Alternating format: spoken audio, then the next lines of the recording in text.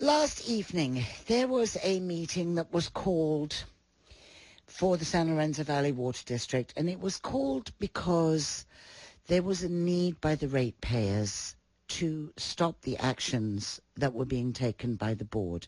And this goes back to it. Elise, would you just call Barry and have him call in? Oh, he called in on the wrong number. Good, there he was. This was because of a purchase that was made by the Water District of a property in Boulder Creek. And that property in Boulder Creek was on Rebecca Drive. And they wanted they needed some space to move some stuff. They bought the property, and that property was then sold to the water department by Mr. Terry Vieira and his wife. His wife is a realtor, and then it has subsequently been sold. The question was conflict of interest or not, since he was a board member. Joining me on the KSCO live line this morning is Barry Holtzclaw. Barry is the editor of the Scotts Valley Press Banner. He has also been attending all of the meetings. He's been transcribing my discussions with the water department verbatim in the newspaper, and has done really, really great detailed coverage, especially on the legal aspect of it. Hey, good morning, Barry. Thanks for being with us today. Good morning, Rosie. Glad to be here. Not at all. Pretty good turnout last night, I'd say, Hart, from all things I've heard. I couldn't be there, but I knew that you would be there, and I knew the watchdogs would be there, so I felt safe in that one. But a big turnout. Well, there were about 35 people there, and the room there's only about 15 chairs, so people were standing room only and overflowing out into the out in the parking lot. What was the general feeling before the meeting got underway? I think people were the decision actually surprised people, because people wanted a chance to speak, and so there were, out of the 35 people there were 16 people that spoke. They 3 minutes each. They spoke for nearly an hour, and there were 6 people that spoke that supported the board. They weren't necessarily in favor of the appeal, but they just wanted to say that the board has done a good job, and one person said, "We trust you no matter what you do." But then there were another 10 people that spoke, including 2 former board members who said they should not continue with the appeal. And it's hard to say whether or not that had an impact, or whether the board had already made up their mind before the meeting. Did they have a meeting before the public meeting? No, they convened a public session, at which time they were to hear comments from the public. And then they decided they were going to executive session, where they stayed for an hour, and they came out and announced that they unanimously decided not to spend any more money on the Vieira case. But the argument for going into executive session was that they couldn't discuss ongoing litigation in public session. But there is no ongoing litigation. The only way there would be ongoing litigation is if they decided to appeal. So they were. One of the speakers said, Why are you doing this in private? We need to have you speak in public to tell us why you're doing this. It doesn't make sense really to have gone out and spoken to speak in private about something, about ongoing litigation, when in fact the case wasn't ongoing. It wouldn't have been ongoing until they decided to appeal. See, there were those sort of things when I had them here in the studio where they wouldn't talk about things that they actually could clearly have talked about. Eric Hammer led the vote, and it was seconded by Bill Smallman, correct? Correct. Bill Smallman is the newest board member, and he alone over the last 2 months has consistently stood out, and he's the only one that's spoken out, saying that it didn't make sense to not only to appeal the case, but to defend Mr. Vieira in the first place. You know, the board last night, when they came out with their announcement, they didn't really say why they did it. They simply said, we fulfilled our obligation to Mr. Vieira. There was no statement that they'd made a mistake. There was no statement of any apology. There was an affirmation of the fact that they were entitled to have spent $120,000, probably $180,000 defending Mr. Vieira.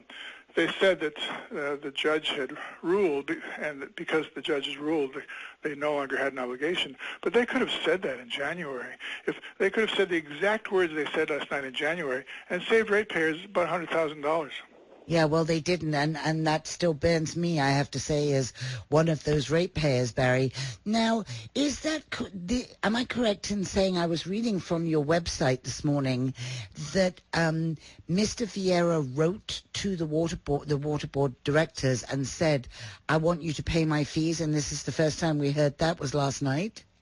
I haven't seen that letter, but last night they claimed that there was a written letter, and that's a question I'd asked repeatedly for 3 months and declined to answer. You know, I'd sent them on 3 different occasions multiple emails, none of which asked about legal strategy or about the case, but about things like this, like when did he ask, how did you get involved, and there was never got a response from any of the board members. So last night was the first time they revealed that there was this letter. I requested this letter. I haven't received it yet, but certainly if there was a letter, it's a public record, and they should produce it so the public can see the exact words from Terry Vieira and see if it was from him or whether it was his lawyer, and see the language of it, because there's a suggestion that perhaps when he asked for it, he said, and if you don't do this, ... you know, I will sue you. See, I heard that. That never came out. Well, yeah. I heard that myself. Since this started, a lot of people have been contacting me by email, by phone, and stopping me as I'm going about business up in the valley. And that's what I was told, was that he was going to sue. So then the question now is, will he now sue? Because he's now got the legal fees all in his own lap. It's not like he can't afford to pay them, but will he now sue the district? I mean, ironically, his request in late 2014 or early 2015, we don't know exactly when, for the district to take on his conflict of interest case turned out to be a really costly gamble, not only for him, but for the district. You know, because he was proceeding under the assumption the district was paying his bills, so he ran up his legal tab with using the district's lawyer. Now the district says, goodbye, Terry, you're stuck with those bills. If I was him, I might think, hey guys, you supported me, and then suddenly you didn't when things got hot. And the district took a big gamble because they gambled that they would win, and they lost resoundingly. They could have made the same decision they made last night in January, but they didn't. The big question of why, multiple whys, were not answered last night, and they haven't been answered, and we're still waiting for an explanation for why they did this in the first place, what the rationale is, and why they continue to ask for a new trial even after the judge ruled against them. Yeah, and that was what I was asking Jean when she was here. I said, why are you doing this? What's the point of this? Who's winning? The only people that were winning, of course, were the lawyers at the end of the day. I'll be very interested to see what Mr. Vieira's next steps are and how this one plays out. I mean, if I presume that the board could counter Mr. Vieira by saying, look, we lost it twice to the judge. On 2 occasions, we're not going to go forward with this because we can't win. And I'm wondering if that's enough to mitigate in the trial, but I suppose that's all going to be caught up in all of the legalese, which you, Barry, seem to have had a tremendous handle on in your coverage of this. Congrats to you in the paper. It's been really gripping stuff. It's local level, but it's super important that we function well at a local level, and they weren't functioning well. Well, it wouldn't have happened without Bruce Holloway filing the citizens lawsuit to begin with. He saw something wrong. He was a citizen. He's entitled. The California allows for that. It wouldn't have happened without Bill Smallman sticking his neck out as a lone board member. It wouldn't have happened without ratepayers speaking up, especially people from Lompico. They wrote letters and stood up in board meetings and took a lot of verbal abuse from the board and from the district manager for speaking up. And your radio show, Rosie, I think helped a great deal. So it provided the tipping point, I think. Well, I think we were all in the same boat, which is stop wasting our money, go out and look at your infrastructure and start making repairs to that. When I asked Brian Lee, sitting right across this table from me, how much are you willing to go to? Are you willing to go to $250,000, $500,000 on our backs? And he had nothing to say.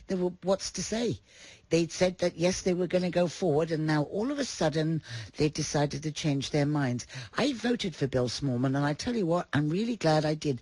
I really didn't know much about him, but he just appealed to me, and I voted for him. And I know a lot of other people that did the same thing, and we'll see what happens in the election next time around, and we'll also also see what happens. Mr. Lee just got his $12,000 pay raise after getting a C-plus rating.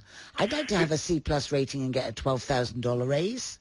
You know, they listened to the advice of lawyers for 2 years, and they said they followed that advice. And then last night they listened to the advice of the ratepayers, and they took that advice. Yep. So there you go. Win one for the small guys, Barry.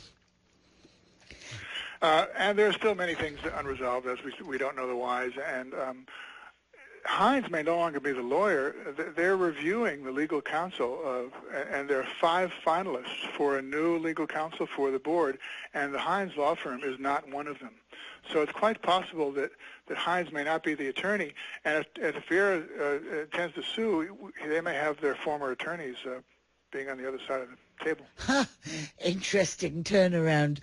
Well, I do appreciate your time this morning. Thanks so much for filling us in about the meeting and for your good coverage in the Scotts Valley Banner. My pleasure, and keep up the good work, Rosie. You take care now. That is Barry Holtzclaw. He is the editor of that publication, and they've been following it along with us, and it's just nice to have a W in the win column, you know. Just, yes, well done to everybody involved.